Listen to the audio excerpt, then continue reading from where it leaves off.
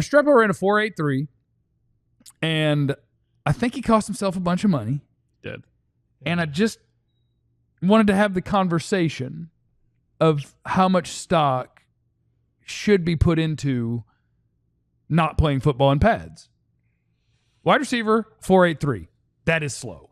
That is very slow. He's a really good player. He gets open. He catches the football. He does his job. But I had him as like my 6th receiver in the draft, like would pick him in the top 50 or 60. And now, no, I'll move him by 50 players.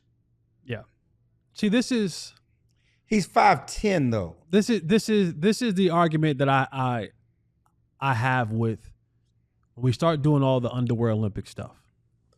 Because you spent countless, and those who are out there, the evaluators, the scouts, all of that, you spend countless hours watching game film after game film after game film to where you got to a point where you said, from what I saw in the actual game of football, down for down, in pads, with a scheme, with someone trying to defend you, not on air, not in shorts and a t-shirt, not some old geezer with a stopwatch in his hand, with real life football players on the football field trying to take your head off.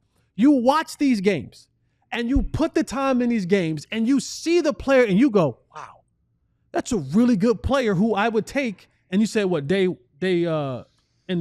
I think that day 2? He went from day 2 to day 3. So a guy that I would take in day 2 to all of a sudden, because what he did in shorts, and he didn't have a shirt on grass with a stopwatch, all of a sudden changes everything that you see this man do on the football field. He shouldn't have run. Makes no sense to me. If the tape says that the dude can play football and he gets open at a high clip, he catches the football at a high clip, he's productive at a high clip, what the hell does it matter that he ran in a straight line, a 4.8, whatever?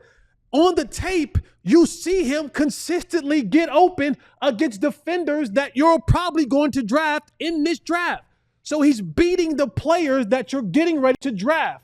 He's beating the guys, the schemes, the other teams over and over and over again.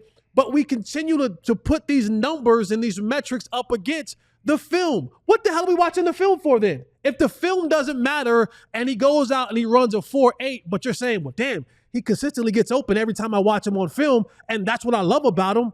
Why do we care that he ran a 4.8? Well, you're right. It's not he's not running the 100-meter dash. He's not going to the Olympics for that. He's playing football. Is he good at football? He will get a chance to play football. Is he good? He will get a chance to play football. He was good enough at football for you to say that he was a day 2 dude, that you would put him in his top 100 picks in the draft.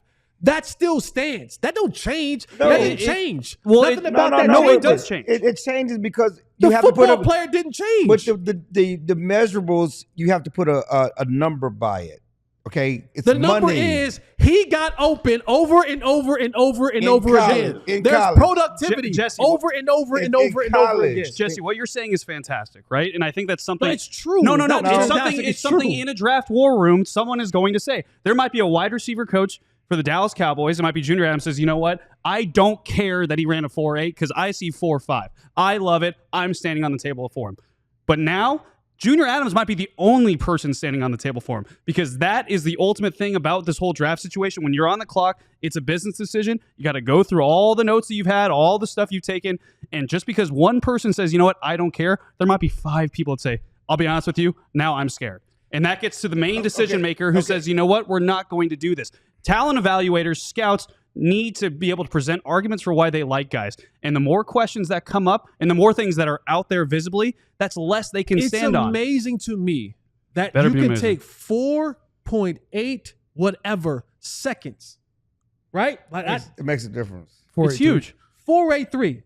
4.83.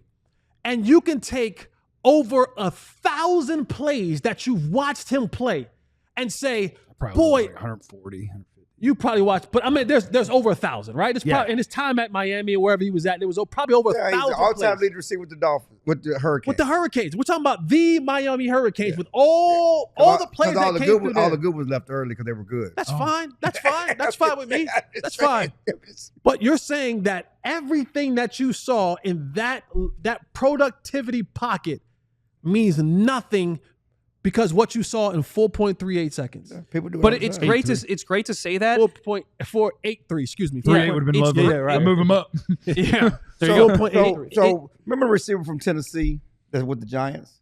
Jalen Hyatt. Jalen Hyatt. Yeah. He came here to work out, and the Cowboys receivers coach, what did he say about him on that? You can't. He was saying something about being a route runner. He's like trying to show off doing something more than just speed. You And can't be a Hyatt got route mad. runner, He was okay? like, I'm more than a speed guy. And he's Yeah. like, all right. Route runner. And the guy was productive in college.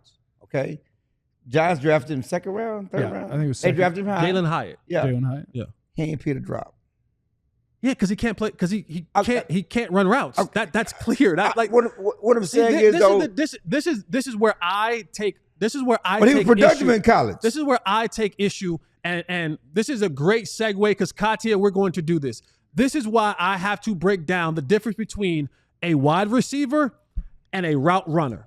There's a distinct difference. Same position, two very distinctive things. A person can play wide receiver, but there's a special type that can run routes.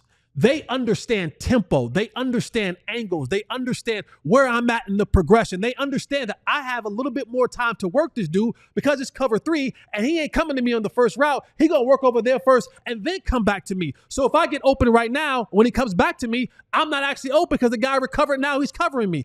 That's the difference between a dude who can run straight or run a post or run really fast vertically and opposed to a dude who can really get in and out of breaks, understand zone man, understand I got to sit right here, understand what window I'm supposed to be in at what time. And if you have a player like, I don't want to mess his name up again, Restrepo, Slow ass. who was able to, you're able to see him, especially work underneath, that's a value. And one thing that happens is that he runs a flow slowly time. I understand that the time matters, but damn, what about all the productivity that you've seen in this football player? But that's why he's going to get drafted. He's going to get drafted. The productivity is going to give him an opportunity to play in the league. It's just a matter of where we draft him, what value I'm going to draft. I'm not going to make a mistake high on a guy that runs a 4.8.